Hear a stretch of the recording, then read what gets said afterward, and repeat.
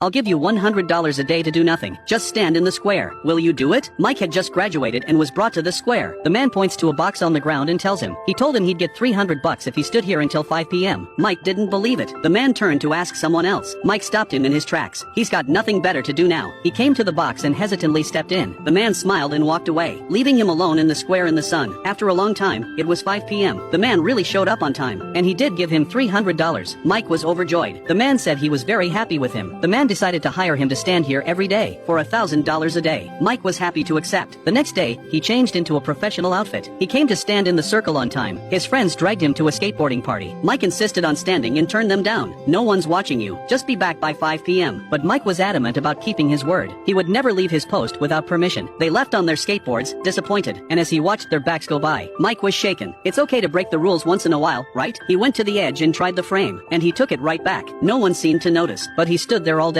He waited until 5 o'clock in the afternoon, but the man didn't show up. I guess you have to follow the rules. The next day Mike was on his way to work. He was almost knocked down by a man. It turned out to be a thief. He took the wallet of a handicapped man. The woman asked Mike to help her catch him, but he said he couldn't go out because he was at work. The woman thought he was joking. She urged him to go after her, but Mike repeated that he was at work. He was at work and refused to help her. The woman was furious and left cursing. Mike didn't know if he was doing the right thing. He felt trapped in this box like a cage. He began to question the point of the job. At 5 p.m. a man delivered $1,000.